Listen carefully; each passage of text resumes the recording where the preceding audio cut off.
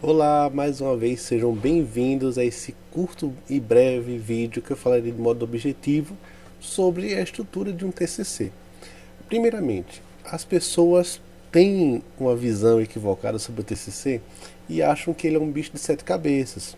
Mas vejam bem, se você já sabe fazer o plano de redação, se você já sabe fazer um artigo, fica muito mais fácil. Por que eu digo isso? Veja bem, um TCC, que é um trabalho de conclusão de curso, é apenas um artigo que você elaborou de modo mais aprofundado. Então, primeiramente, aprende a fazer o plano de redação. Segundo, faça artigos ao longo da graduação, ou apresente seminário, congresso ou eventos. E por fim, você vai ter esse domínio maior sobre um TCC. Então, primeiro, o que é que você quer pesquisar? Pensa primeiramente no tema. Imagina o teu problema.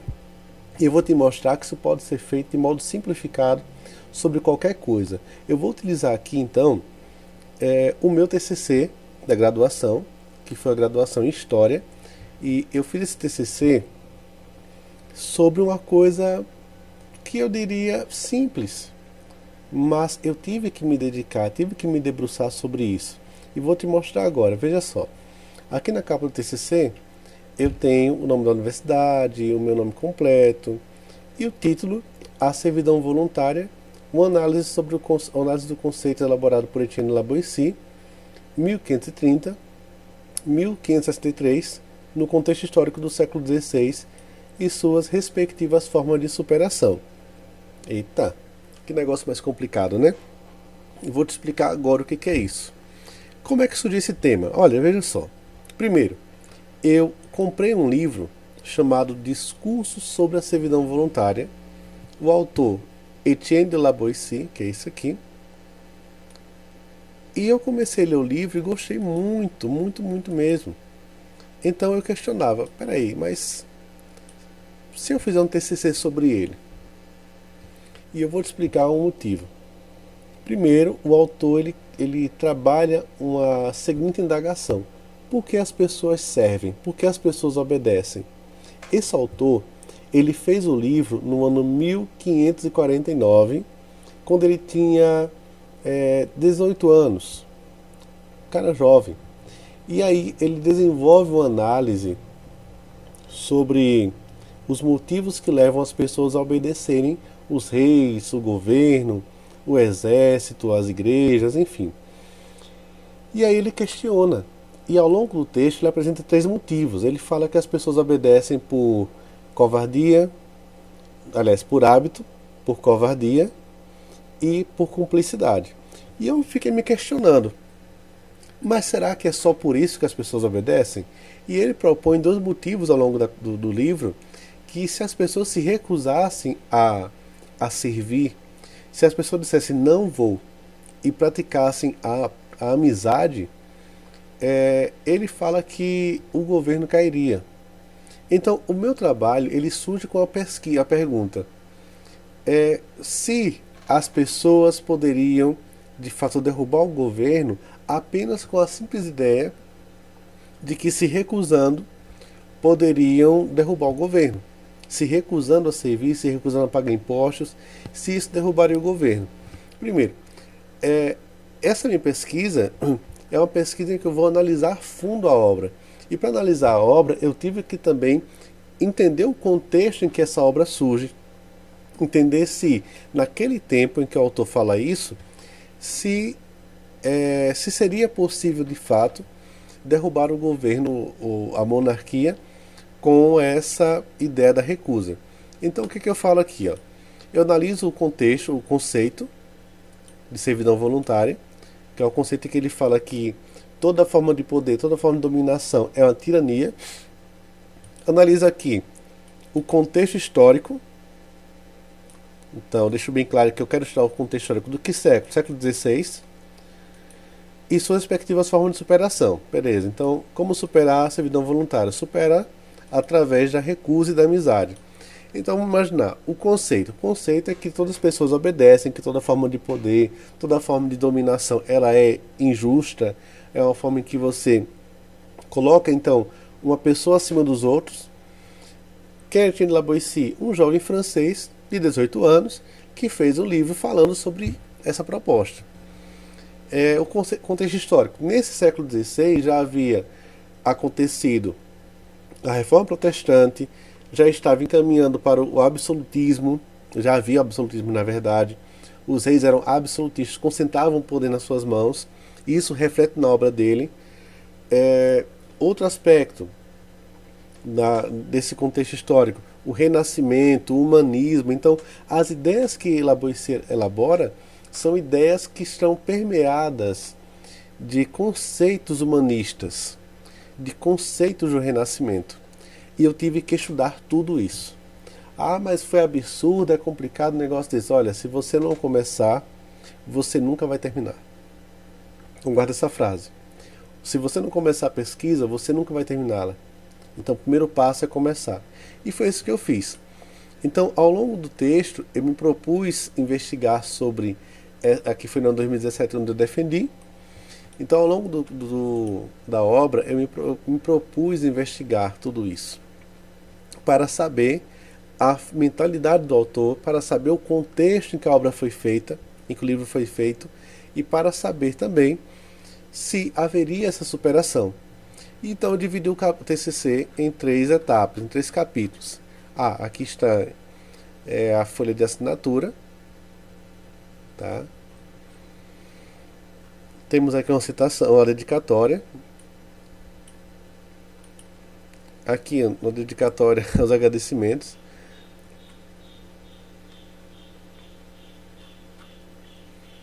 Tenho aqui também uma citação do livro, em que ele fala: mas, refletindo bem, é a maior desgraça estar sujeita a um soberano cuja bondade nunca se pode ter certeza, e que tem sempre o poder de ser mal quando quiser. Então, caso você não conheça esse livro, sugiro que faça leitura. Discurso sobre a servidão voluntária, feito no ano 1549. Um livro quase com 500 anos. Aqui tem um resumo, em que eu falei um pouco da obra, da metodologia que eu utilizei, enfim. O abstract, que é o mesmo resumo, só que em outra língua, seja inglês, francês ou espanhol, geralmente em inglês. Tenho aqui então 3 capítulos. Primeiro capítulo eu falei sobre a vida do autor. Então, fiz a biografia dele, fiz análise de quem ele era, o que pensava, o que estudava, onde trabalhava. No segundo capítulo eu entrei de modo profundo sobre a obra.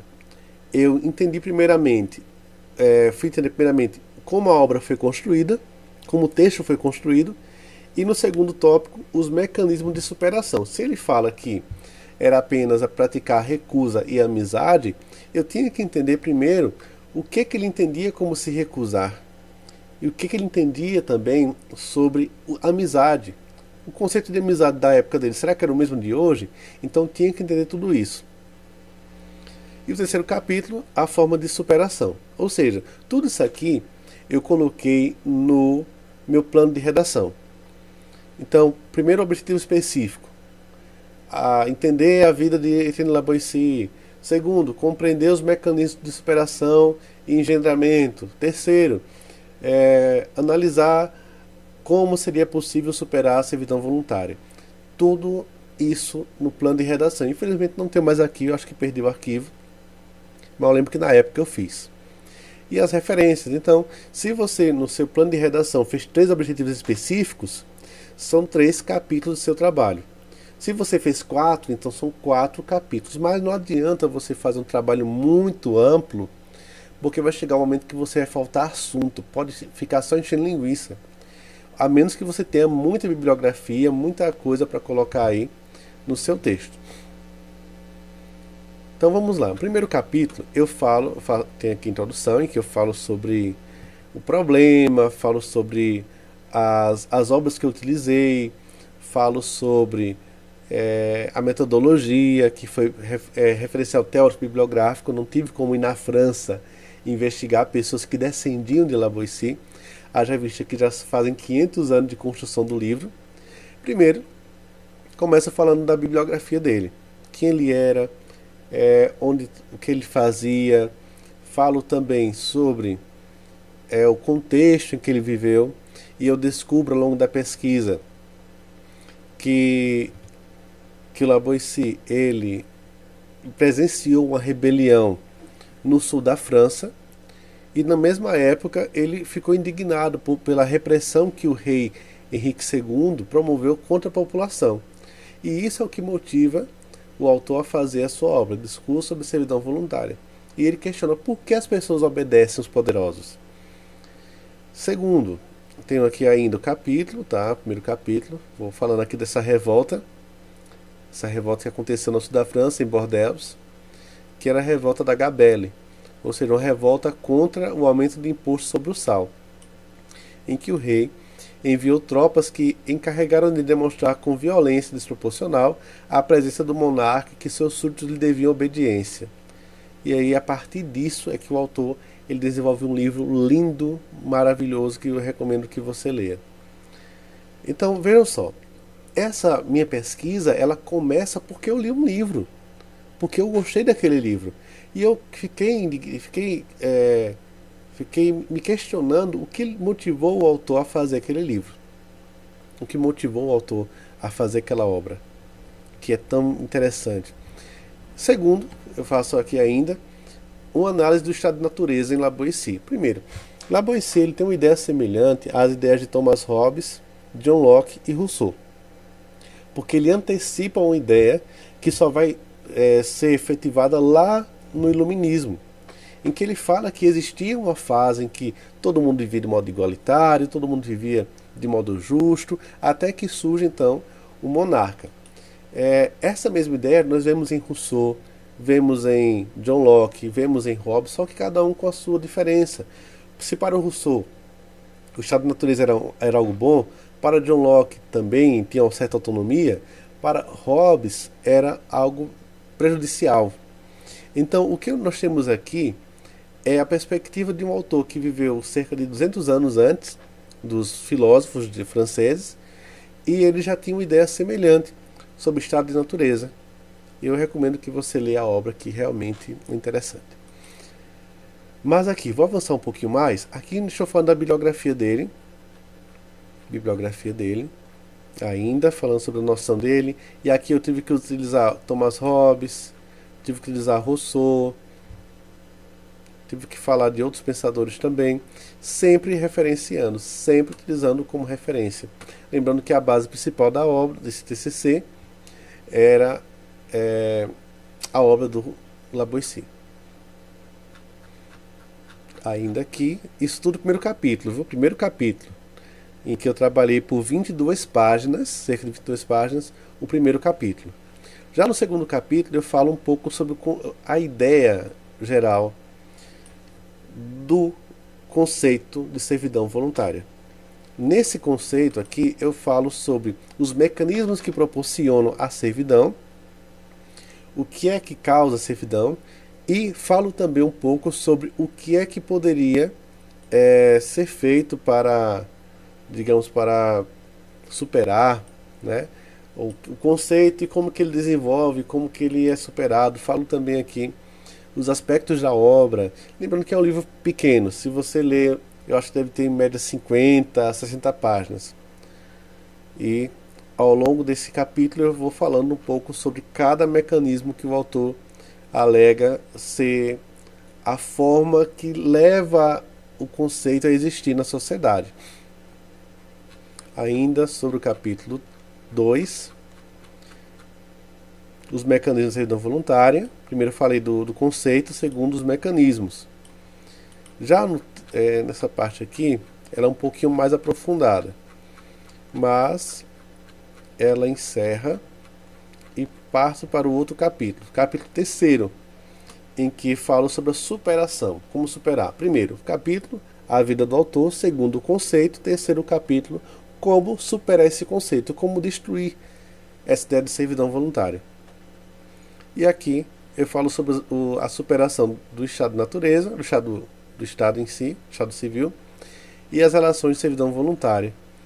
E aqui, gente, eu vou deixar para vocês lerem esse texto também depois, que eu acho ele maravilhoso Caso tenham interesse, podem baixar, deixarei disponível para a sua leitura.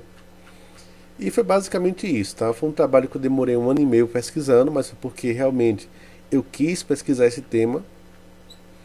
E termino com as considerações finais, não conclusão, porque o tema não está fechado. Então ele está sempre precisando de novas considerações, mas as minhas se encerram por aí. E é isso, gente. Espero que você tenha percebido, tá? Que não é aquela coisa absurda. Ah, aqui estão as referências bibliográficas do texto. Referências, obras, artigos, dissertações, teses sobre isso. E é essa a ideia central. Mas, de todo modo, peço que você não veja o TCC como algo absurdo. Pense em um tema que você gosta. Se eu gostava do livro, eu fui escolher o livro, porque era um tema que eu tinha essa empolgação para falar sobre ele. Mas escolha um tema que você tem afinidade. Segundo, pense se você vai ter possibilidade de fazer um trabalho de campo, ou trabalho bibliográfico, ou referencial teórico bibliográfico, mas que você faça e possa desenvolver um trabalho com qualidade. Mas não veja o TCC como algo tão absurdo assim não, porque não é. É porque nós não estamos habituados a ler, não estamos habituados a escrever. Então, quem tem esse hábito já percebe que não vai ter tanta dificuldade. Mas, para você superar esse desafio, é necessário que você leia bastante. Então é isso. Espero que tenha gostado dessa aula. Esse arquivo estará disponível para a sua leitura e bons estudos.